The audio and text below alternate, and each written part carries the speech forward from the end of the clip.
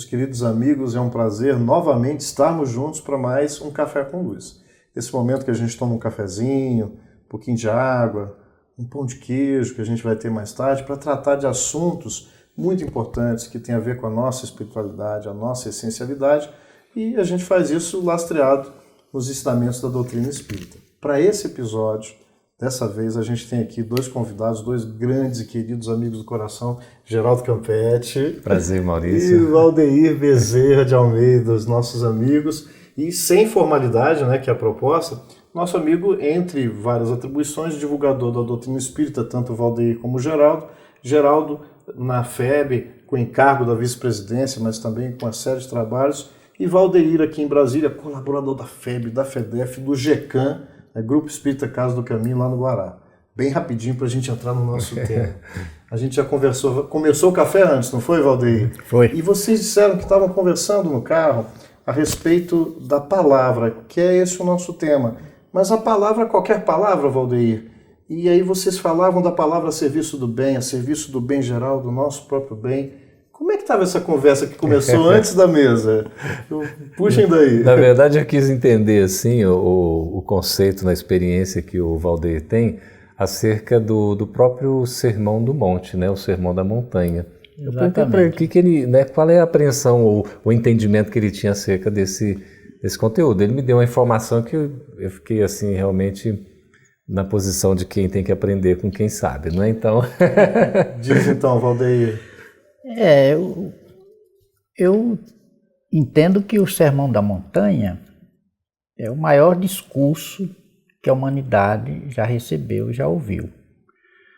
Pela simplicidade e pela abordagem ampla que Jesus fez dos grandes problemas da humanidade e, ao mesmo tempo, sintetizou de uma forma que todos nós entendemos e permitiu que nós possamos, ao longo dos séculos, ir interpretando o seu discurso.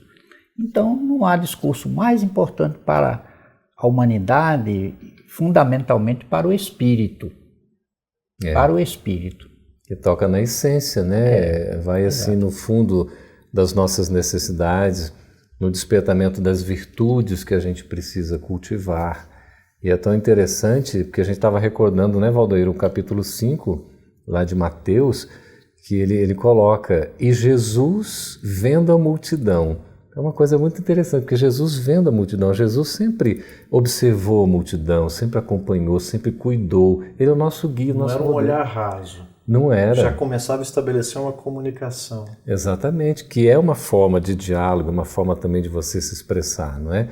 Então ele... olhando, vendo a multidão, sobe a um monte, não é? Ele sobe a um monte, que isso também tem uma figuração inteira, uma simbologia.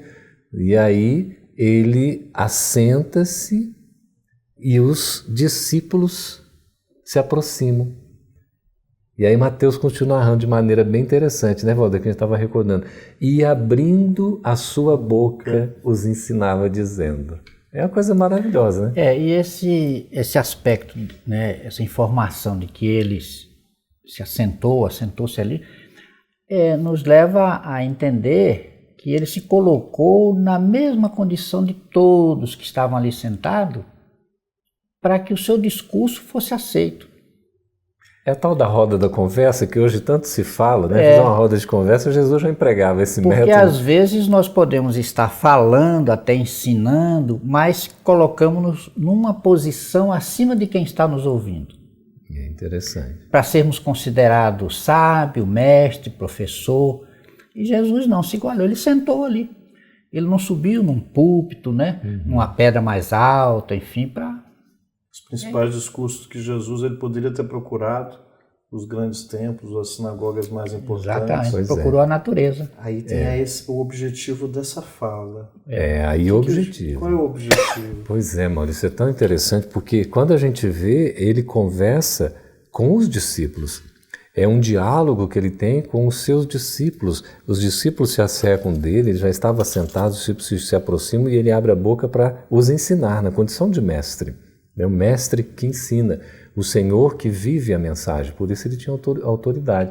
E aí ele começa, bem-aventurados os pobres em espírito, porque deles é o reino dos céus. É tão bonito você falar do maior discurso. Eu me lembro, parece que estou ouvindo o Divaldo na palestra falando, e quando ele abriu a boca, nunca ninguém falou como ele falou, como ele havia falado antes. Então, será que era o conteúdo só? Imagina que vibração era essa, que contato era esse que ele estava estabelecendo. E com o papel do receptor, o que facultava essa comunicação, além dele ser o grande governador do planeta? Né? Vocês têm trabalhos na área da comunicação. E nós podemos fazer uma observação interessante.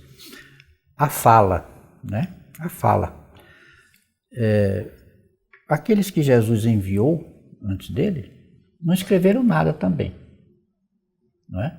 O Buda, Zaratustra, enfim, outros líderes que se manifestaram, que trouxeram ideias renovadoras, que se aproximaram muito daquilo que o Cristo viria ensinar. E Jesus não escreveu nada, até porque a época não permitia isso. Mas ele tinha confiança de que a sua palavra iria perdurar. E ele soube colocar essa palavra, né? Então, eu fico imaginando o quanto a fala tem poder. O magnetismo, né, Valdir? É uma coisa impressionante. O magnetismo humano e espiritual de Jesus envolvia aqueles que estavam ali escutando, que estavam presentes. A transformação do mundo a partir de um discurso.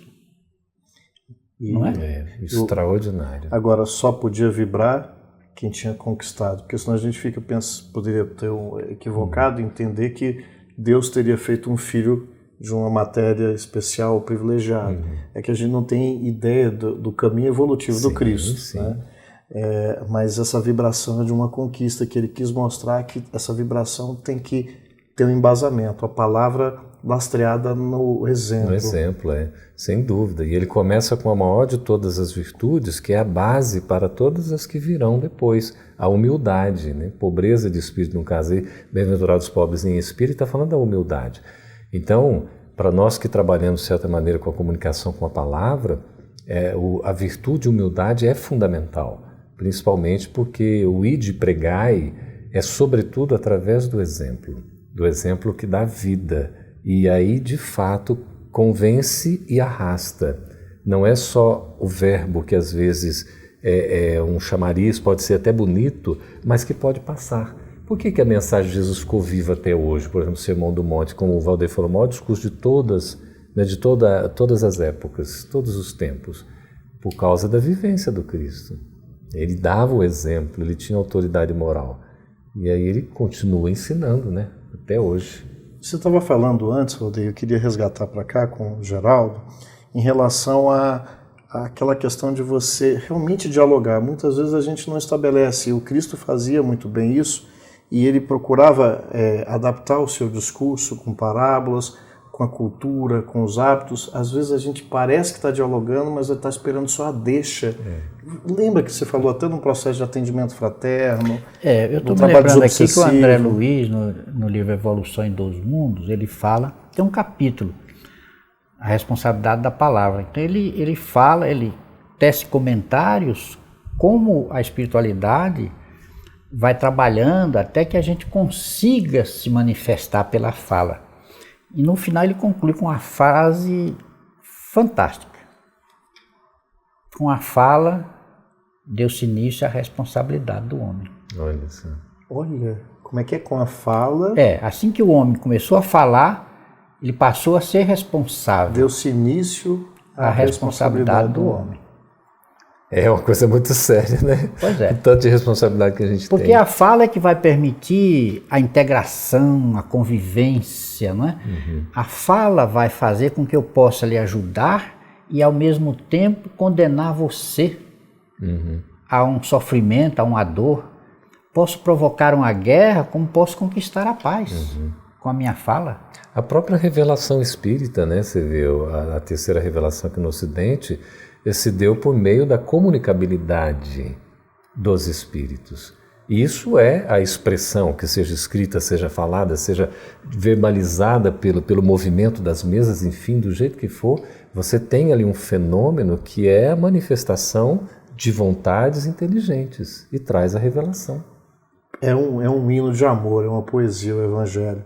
O início do capítulo de João, ele fala, e o verbo se fez, não é? No princípio? O princípio era o verbo, e o verbo se fez carne, falando de Jesus. Então ele começa o evangelho dizendo que Jesus era o verbo. E o verbo é ação, não é, Valdeir? Verbo é ação. Gramaticalmente, sem o verbo a gente não consegue dizer nada. A não ser, sei lá, qualquer coisa assim, sem muito sentido, né? Pouquíssimas coisas a gente pode dizer sem o verbo. Assim também, como pouquíssimas coisas a gente pode conquistar para a nossa felicidade sem o Cristo. Só lembrando aqui a questão do Sermão do Monte também, ou da montanha, quando depois fala de bem-aventurados que choram, porque serão consolados, tem bem-aventurados os mansos, porque eles herdarão a terra. Então essa mansuetude também vai muito de um comportamento íntimo, né, pessoal, em que até na nossa forma de expressar, né, Valdeir, a gente tem que tomar cuidado, a gente tem que ser compreensível, não é? Tem que não ofender o outro, porque a gente às vezes fica irado, né? Fala alto, aquela coisa toda. É um perigo, né? O uso da fala, ela é a construtora da nossa paz, da nossa felicidade, se nós soubermos usar a palavra, né? Dizer as coisas de uma maneira assim interessante, primeiramente, porque tem que interessar o outro, né? E de uma maneira construtiva. O que vocês estão falando suscita, Valdeir, não sei se você concordaria, da gente estar um pouquinho mais... Quando a gente fala vigilante, não é de censura. Atento, porque se é né? tão importante, a gente devia perceber melhor como é que a gente tem feito o uso disso, não é?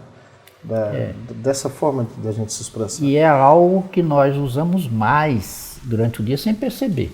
É a fala. A gente fala muitas palavras ao longo do dia, milhares delas durante o dia, dependendo então do trabalho, da função da pessoa, né? Então ele usa a palavra e precisa tomar muito cuidado, saber como dizer a verdade, por exemplo. Eu estou me lembrando de um conto que eu li em um dos livros, em que um monarca teve um sonho em que ele perdia todos os dentes. Aí ele pediu que fosse lá um sábio para interpretar o sonho, né? E aí o sábio chegou e disse: olha, majestade, cada dente que caiu é um parente seu que vai morrer. E aí o rei ficou aborrecido, furioso, chateado, aborrecido, mandou dar uma chicotada. Ele não sabe nada e tal, porque ele ficou, né, triste. Vou perder meus parentes? Aí chamou outro. Aí o outro veio e disse assim: majestade, o sonho diz o seguinte, que o senhor vai viver mais do que todos os seus parentes. Ele ficou feliz da vida. Então, a notícia era a mesma.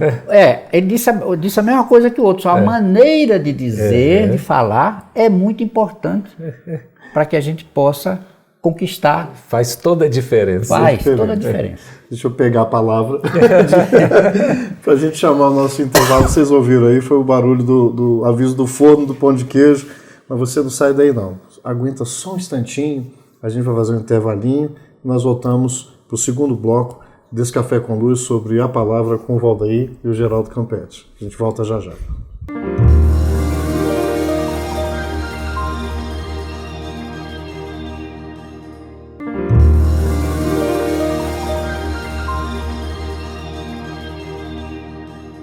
Meus amigos, nós voltamos do nosso pequeno intervalo, o pão de queijo já está aqui. Vamos continuar com o nosso cafezinho, com esse bate-papo gostoso. Valdeir, a gente no intervalo já estava falando, você com algumas referências aí. Nos lembramos de Rubem Alves, com um texto maravilhoso de escutatória, porque tem muita oratória, não é, Valdeir?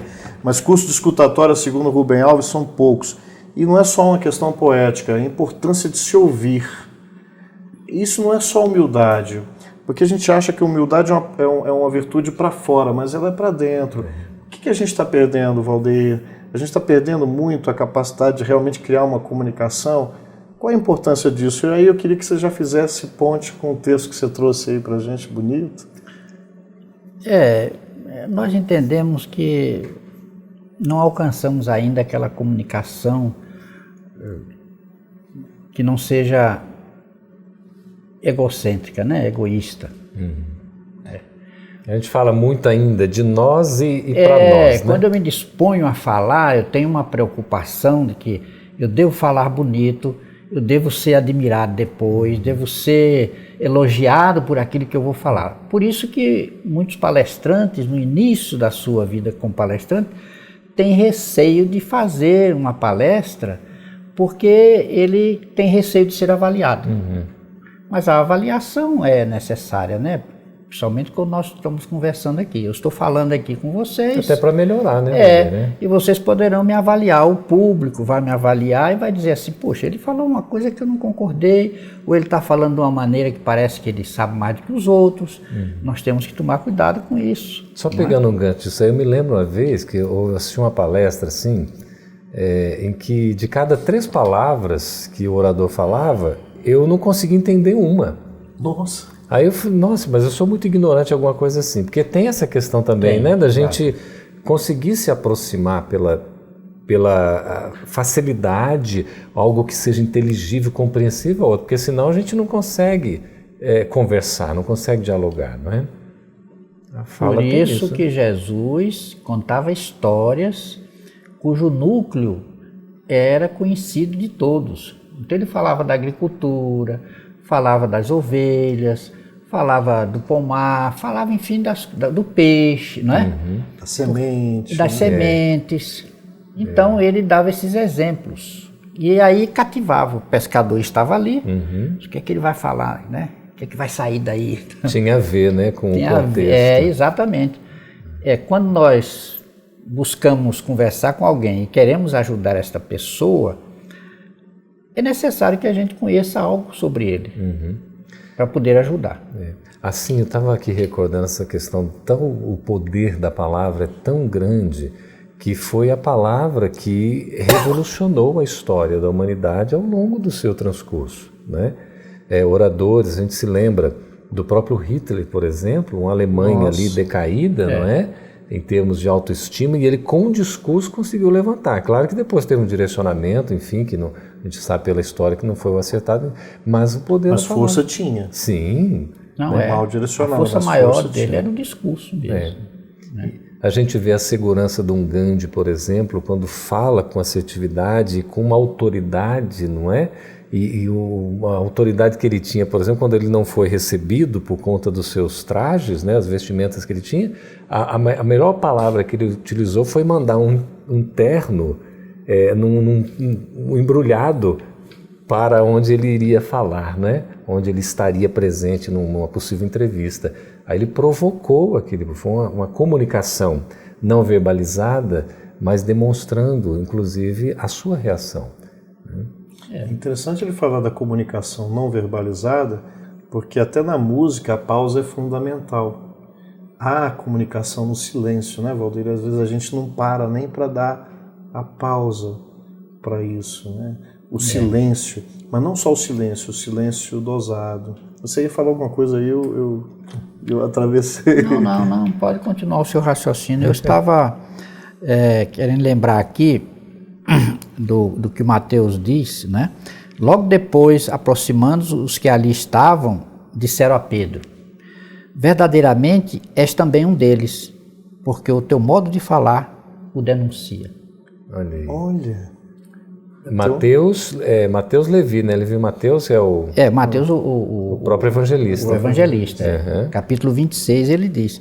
Então ele fala que o pessoal percebeu que era o Pedro pela maneira dele falar. E as pessoas percebem quem nós somos, que está dentro de nós, pela maneira como nós falamos. A gente até tenta enganar, né, Valdir? Às vezes não consegue. Podemos enganar algum tempo. Acaba se revelando em algum momento. Podemos enganar por algum tempo E alguns, mas não vamos enganar todo o tempo e todas as pessoas. E nem a nós mesmos. Tem aquela expressão de Gandhi também, quando fala da origem até do tudo começa no pensamento, né? Então ele pede, cuide do pensamento, porque os pensamentos, né, vão se transformar em palavras. Cuide das palavras, porque as palavras vão se transformar em atos. Cuide dos atos, porque eles vão determinar o seu destino. Alguma coisa assim, resumidamente, né? Então, é muito cuidado que a gente precisa ter com o que a gente está falando, como nós falarmos. Porque a gente também tem que cuidar desse como, porque a gente às vezes fere, magoa, ofende, não é? E não é só na modulação, por exemplo, a gente está aqui, obviamente nós temos um laço de carinho aqui, mas quantas vezes a gente simula, faz a voz melodiosa, melíflua, né? E na verdade o veneno é da serpente por trás. Então não é a fala mansa na aparência. Exato. E a gente pensa que engana, porque as pessoas começam a perceber pelos nossos atos, pelas nossas intenções. A gente está falando, isso parece óbvio, Valdeir, mas é desafiador, porque às vezes a gente não percebe nisso. Você tinha feito um destaque dessa mensagem, eu estou curioso, querendo que você faça uso. É uma mensagem da Meimei, Oração Diante da Palavra. Do Chico, psicografia do Chico? Psicografada pelo Chico, né? O espírito Meimei. E ela então, aqui nessa mensagem, ela demonstra, ela fala exatamente da importância da palavra, né? E aí ela pede em determinado momento, ajuda-me a lembrar o que deve ser dito e a lavar da memória tudo aquilo que a tua bondade espera se lance no esquecimento. Então ela pede ajuda a Jesus para lembrar o que deve ser dito e tirar da cabeça dela, né, tudo aquilo que não seja coisa boa. E em determinado momento ela também fala, em qualquer conversação, veja bem, em qualquer conversação, por mais simples que seja, a gente às vezes conversando com a esposa, com o filho, com o irmão, acha que pode falar de qualquer jeito, não é? Eles vão me entender. Né?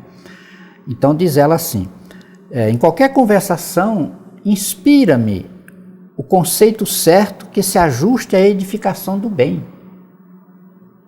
No momento exato, e faz-me vigilante para que o mal não me use em louvor da perturbação. Olha só. O mal pode nos usar. E a palavra pode perturbar como ela pode levar ao equilíbrio. Né? Exatamente. A gente só acha que perturbação é um sujeito totalmente já violento. E não é. E é bom que se diga a quem está nos assistindo que ele ou ela, a qualquer momento,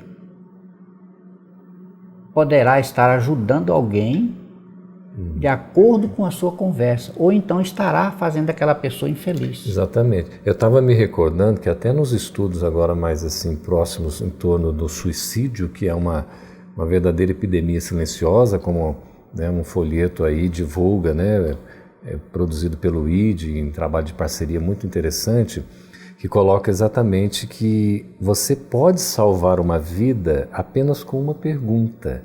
Olha a pergunta. Você chega ao lado da pessoa e diz assim, o que é que eu posso fazer por você? Exatamente. É um deslocamento da própria centralidade. Então, antes de falar aquilo que eu acho que é o certo e que é o melhor para ela, como é que eu sei? Eu vou perguntar exatamente isso. O que é que eu posso fazer para te ajudar? Enfim, tirar você dessa situação. Que a gente se coloca à disposição, não é? E aí, na medida em que vamos ouvindo, a gente vai construindo, né, um discurso que poderá ajudar, porque vamos ter assistência espiritual.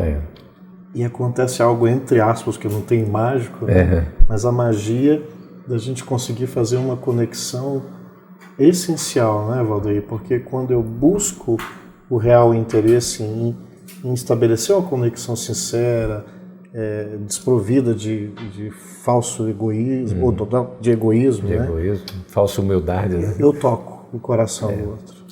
Verdade. Toda vez que nós nos colocamos à disposição para ajudar alguém, a gente faz a conexão com alguém que está ali, que está querendo ajudar aquela criatura, que é um espírito amigo.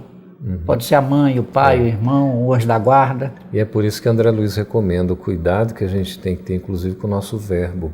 Em conversação, como é que a gente deve se comportar? Porque a gente às vezes tem uma conversa que não é tão produtiva, você se junta ali no grupo e começa também a conversar de maneira não produtiva. É a maledicência. A maledicência, né? A gente tem que tomar muito cuidado quanto a E isso. nos círculos domésticos, porque de repente a gente vem para o café, né? Faz o café com luz, a roda da mesa. na volta da mesa e chega em casa, não tem nem porque em casa, entre aspas, a gente pode tirar a máscara, e aí não tem a caridade onde aquele que é o mais próximo em casa, que é um alerta.